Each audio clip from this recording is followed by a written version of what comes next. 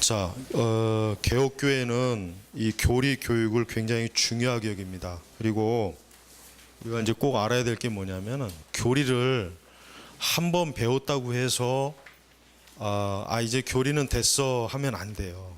그러니까 예를 들면 칭의의 교리를 한 번 배웠다고 해가지고 또 그런 설교를 한 번 들었다고 해가지고 이제 다음에는 다른 거 해야지.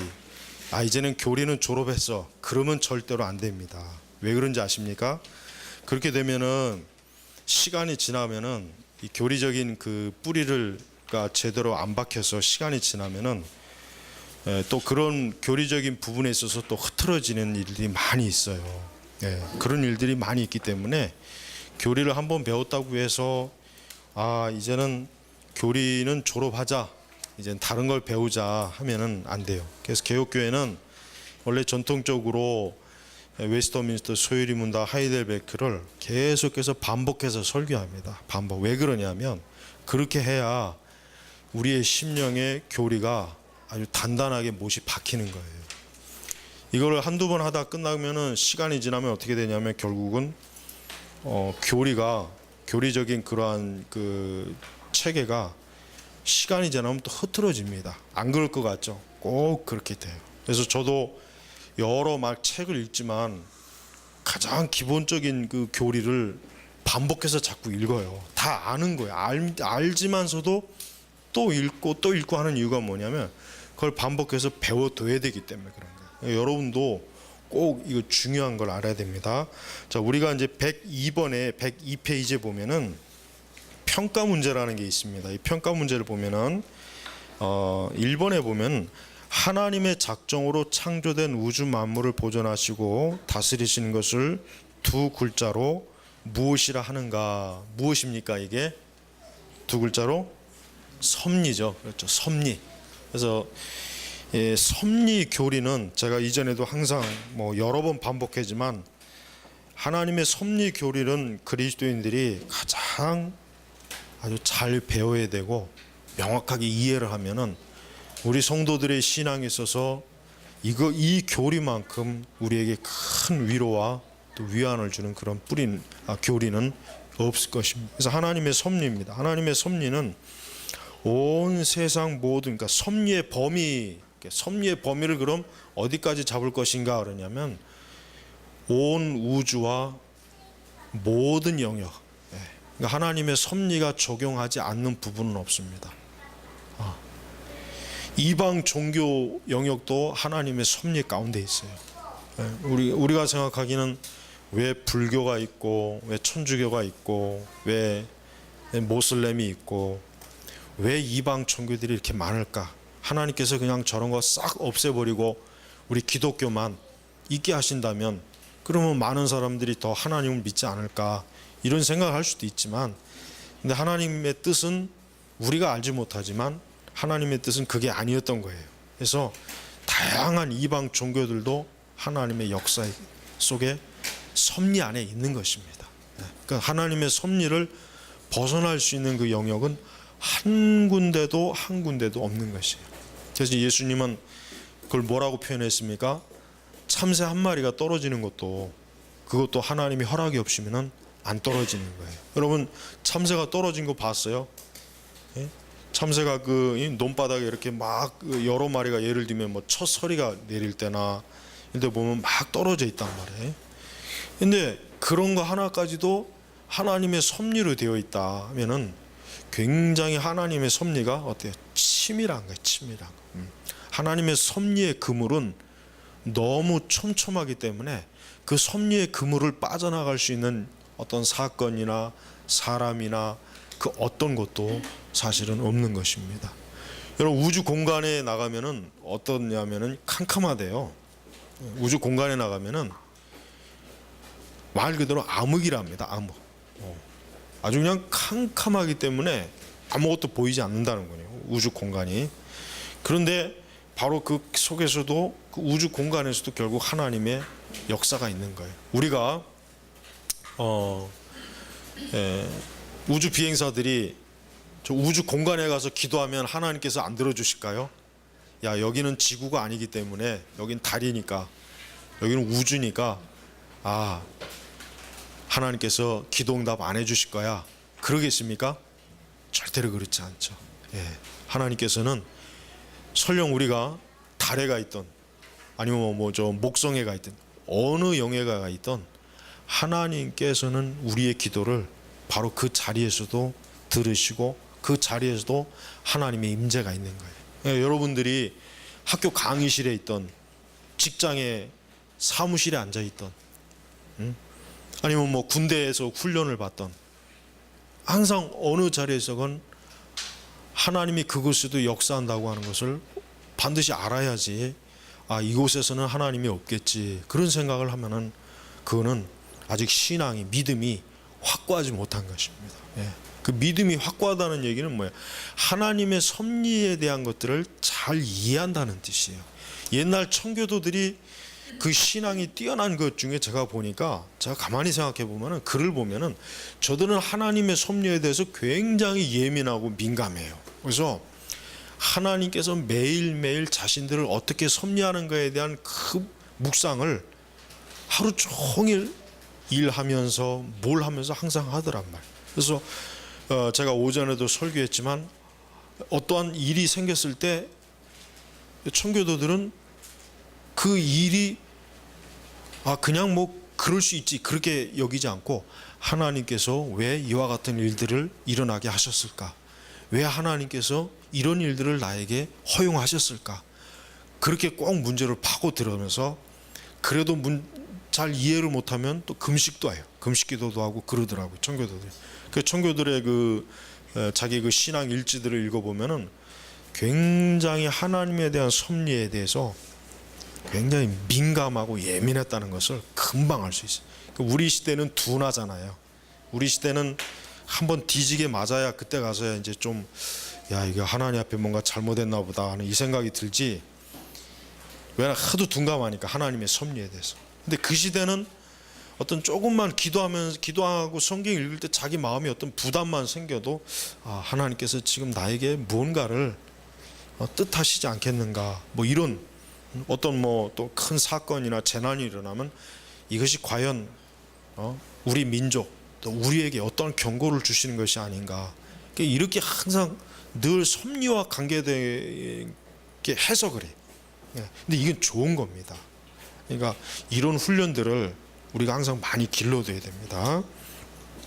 자, 두 번째, 하나님이 세상을 창조하신 후에 아담과 맺으신 것을 두 글자로 무엇이라고 합니까? 언약. 그렇죠. 언약이죠. 언약입니다. 언약. 그래서 아까 이제 우리 정아 자매님 어머님이 이제 잠깐 물었는데, 유대인들도 하나님의 언약 안에 있어요. 근데 유대인하고 우리하고 언약이 틀립니까? 같죠. 똑같아요. 그러니까 신구약을 하나로 묶어놓은 거예요. 그러니까 구원의 언약이 똑같은 거예요.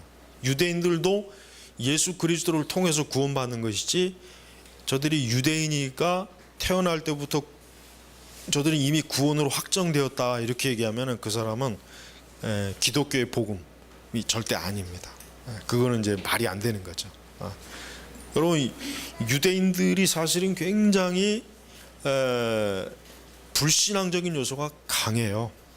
현대 이스라엘 그 대부분의 사람들은, 그러니까 유대인 구성 비율이 어떻게 돼 있냐면은, 정통파 유대인이 있고 개혁파 유대인이 있고, 그 다음에 전혀 유대교와 관련을 맺지 않는 완전히 그러니까 핏줄만 유대인이지 실제로는 정통파도 관심 없고 개혁파도 관심 없는 유대인이 있어요.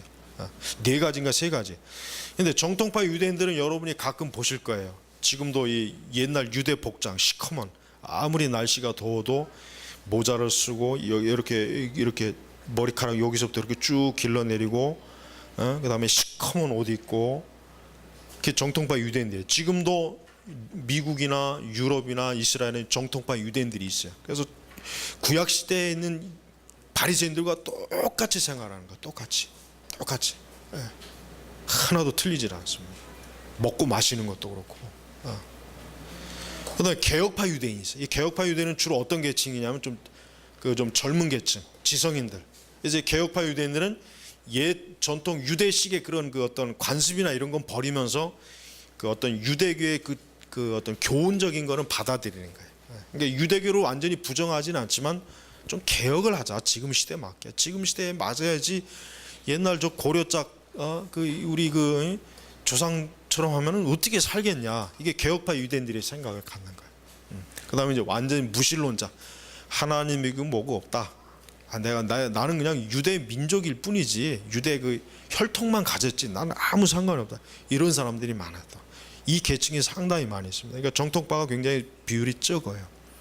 근데 그 이스라엘의 뭐 이제 지난번에 이제 해외 뉴스에도 나왔지만은 이스라엘은 정통파 유대인들한테는 모든 걸 다 면제해줘요.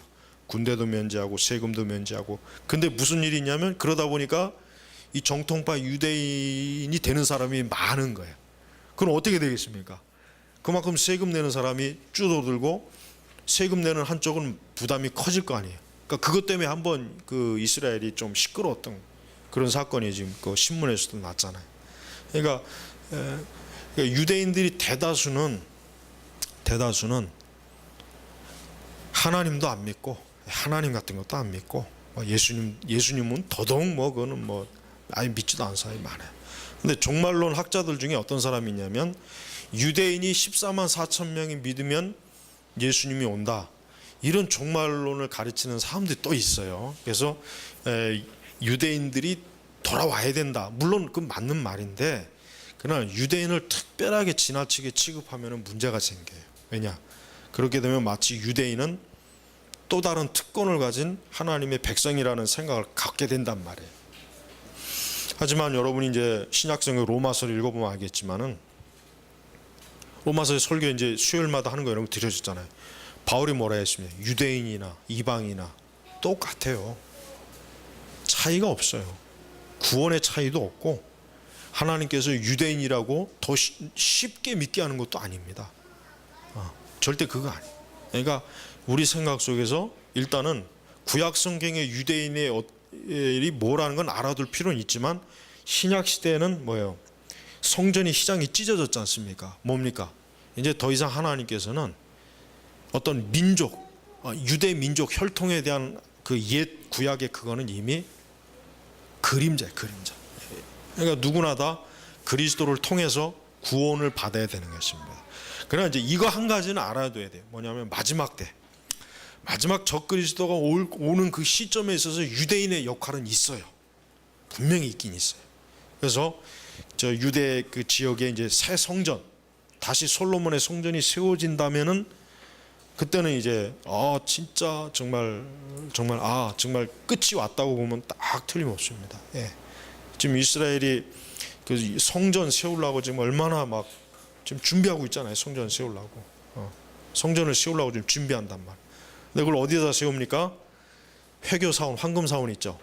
거기다 세워야 돼요. 왜? 거기가 아브라함이 이삭을 잡으려고 했던 모리아 제단이니까. 근데 거기를 지금 떡하니 모스크가 자로잡고 있으니까 유대인들은 속으로 부글부글 거리는 거예요. 저걸 그냥 다 두들겨 없애고 싶은데 그랬다가는 뭐 이제 전쟁이 나니까 또 뭐 저 이슬람 그들도 호시탐탐 그 자리를 유대인들이 노린다는 걸 알고 있거든.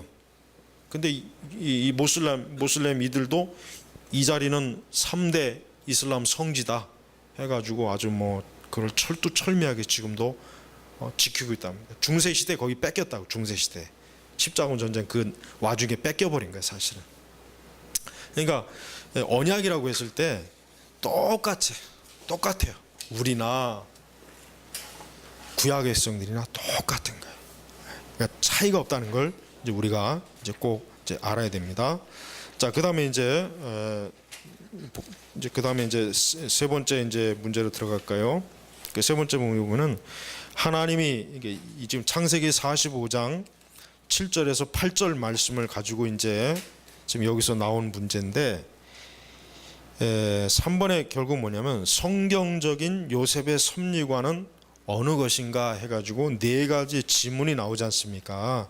네 가지 지문이 나오는데 가번에는 보니까 그런 방법으로 섭리하신 하나님의 잘못이니 걱정 마십시오. 이거 잘못된 거고, 나번에 보니까 하나님은 결코 제약을 발생시키지 않습니다. 꼭 나번 같다는 답이 어떤 사람들은 나번이 답이라고 생각하겠지만 요 말 자체가 틀려요. 하나님께서 죄악을 조장하는 건 아니지만 죄와 악이 하나님의 섭리 가운데서 나오지 않으면 하나님의 섭리가 영역이 미치지 못하는 부분이 있잖아요. 그죠? 그러니까 지옥에 하나님의 섭리의 영역이 미치겠습니까? 안 미치겠습니까? 거기도 미쳐요. 그러니까 지금 여기 하나님은 결코 죄악을 발생시키지 않습니다. 요거 자체가 지금 잘못된 문구예요. 그 다음에 다번에, 그렇죠. 다번이죠. 다번. 형들이 비록 나를 죽이려고 막한 마음 품고 그렇게 하려고 했지만 하나님은 유다 형의 마음을 감동했죠. 그렇죠. 왜 유다가 갑자기 저렇게 마음이 변했을까? 유다가 뭐 마음씨가 착해서 그럴까? 하나님께서 유다의 마음을 움직이신 거예요. 움직여서 요셉을 일단 살려두고 나중에 애굽으로 가게 하려고 하는 하나님의 섭리를. 그래서 죽음을 면허했고 팔려온 것에서는 범사니까 모든 일에 하나님이 함께 하심으로 하는 일마다 형통케 했죠. 또한 훗날 곡식이 떨어져 굶주게 될 걸 아시고 나를 이곳에 총리까지 되도록 하시고 형들을 만나 가족을 구하게 되는 선을 행하시는 분이 바로 하나님이십니다. 그러니 나를 팔았다고 너무 심려 마시고 이렇게 형들이 행한 악을 선한 길로 이끄시고 섭리하신 하나님을 찬양합시다. 그게 요셉의 섭리관입니다. 여러분, 요셉이 얼마나 뛰어난 섭리관, 얼마나 하나님의 섭을 잘 알았잖아요. 알았다는 거예요. 하나님. 요셉이 만약에 하나님의 섭리를 몰랐다면 형들을 그만두겠어요? 당장 뭐 잡아다가 그냥 혼을 내주겠죠. 이 못난 형들아, 동생을 어디 팔아먹을 게 없어 동생을 팔아먹냐, 이 죽일 놈들아 가지고 당장 뭐 아마 전부 다 그냥 사약을 내리던가 막 길길이 날뛰었겠죠. 근데 요셉은 어느 때인가는 모르겠지만 그가 애굽에서 생활하는 가운데 아하, 하나님께서 참 나는 힘들었지만 내가 이렇게 애굽에 와서 총리가 되고 이렇게 보니까 아하, 이 하나님께서 다 이미 예정하셨구나 하는 거를 안 거예요. 그러니까 여러분에게, 저도 그렇지만 여러분도 그렇고 섭리가 있어요. 섭리. 여러분, 우리가 당장을 몰라요. 당장을 모르는데 시간이 지나가 보면 그때 하나님께서 왜 그렇게 하셨구나. 왜 하나님께서 그때 그렇게 왜 그때 누구를 만나게 하시고 왜 그때 그 약속을 틀어지게 하시고 왜 그때 그 일이 안 되게 하고 왜 또 그때 그걸 하고 이게 섭리란 말이에요. 섭리. 근데 이 섭리라고 하는 게 그때는 몰라요. 근데 지나고 나야, 한참 지나고 나야 그때 가세요. 조금 그때 하나님이 그러셨구나 하는 걸 알게 돼요. 그러나 또 중요한 게 있습니다. 또 하나의 섭리가 있어요. 뭐냐면 이 세상에서는 절대 알 수 없게 하는 섭리가 있어요. 그거는 하나님 나라 가야 깨닫게 하는 섭리가 있어. 그게 있어요. 그러니까 우리가 설령 여러분이 왜 하나님이 이렇게 하셨을까 끝끝내 모를 수는 있어요. 끝끝내 정말 죽을 때까지. 그러나 하나님 앞에 가면 그때는 하나님이 그거를 그 나라에 가서 거기서 깨닫게 하시는 거예요. 그러니까 하나님의 뜻을 아는 건 아는 대로 감사하고 모르면은 모르는 대로 감사하라는 얘기예요. 모르는 대로. 그러니까 하나님의 뜻을 다 알 수 있다고는 생각은 하지 마세요. 왜? 하나님이 우리가 감당할 수 없고 굳이 알아야 필요가 없으니까 하나님이 왜 그 섭리를 그렇게 하셨는지. 예를 들면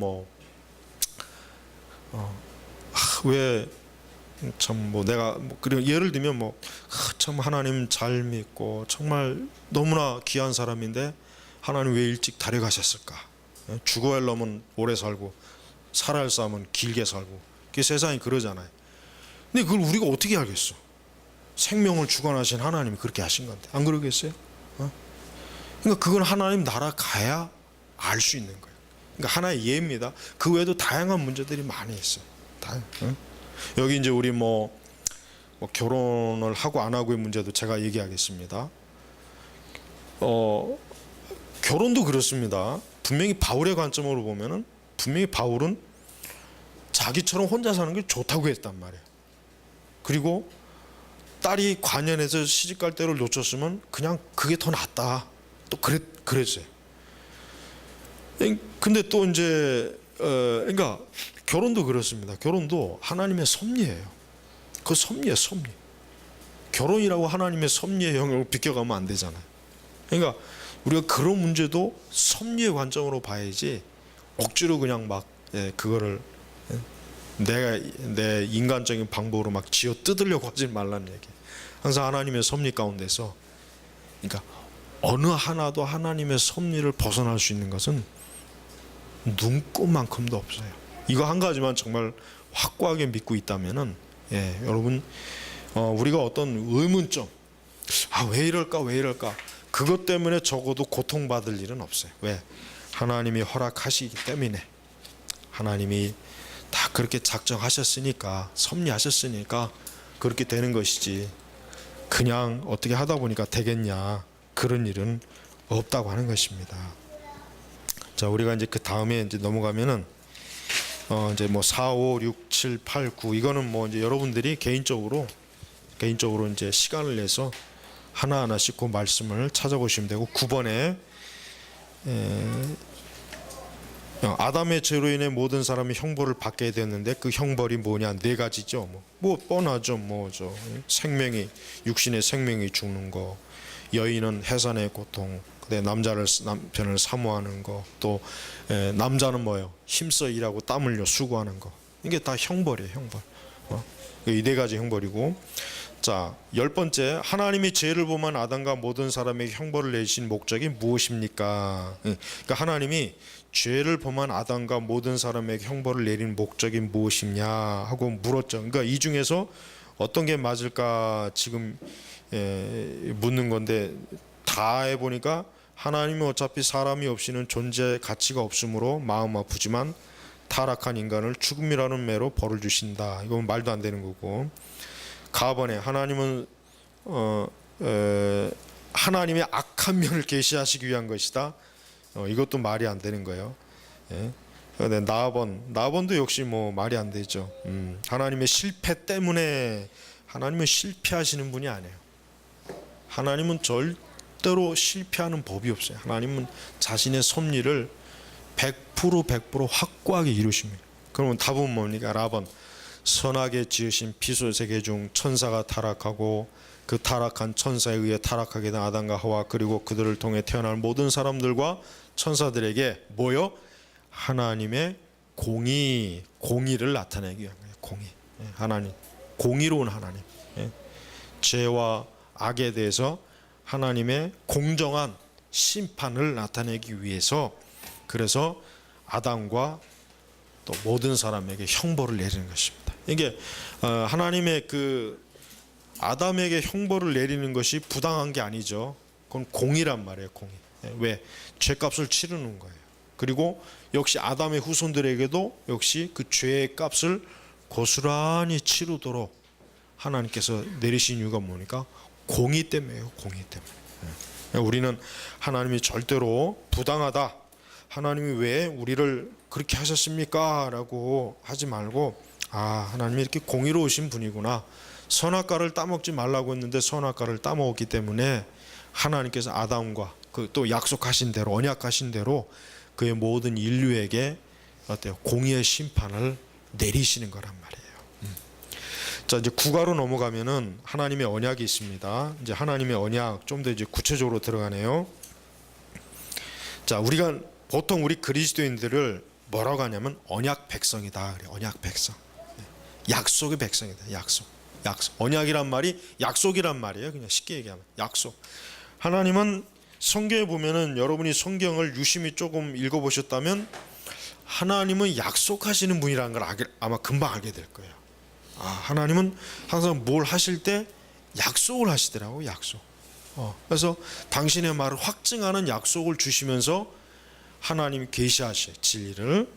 그래서 학습 내용에 보면 하나님께서 모든 인류가 죄와 비참한 상태에서 멸망하도록 내버려 두셨습니까? 물었죠. 근데 거기 보니까 하나님은 하나님의 뜻대로 어떤 사람들을 영생에 이르도록 선택하시고 은혜 언약을 세우셨으며 구원자를 통해 그들을 비참한 상태에서 건지시고 구원에 이르도록 하셨습니다. 그렇죠. 자, 유대인도 하나님의 선택한 사람은 예수님을 믿습니다. 유대인도 똑같아요. 누구나 구원을 받기 이전에 무엇이 있습니까? 먼저 하나님의 선택이 먼저 있어요. 선제.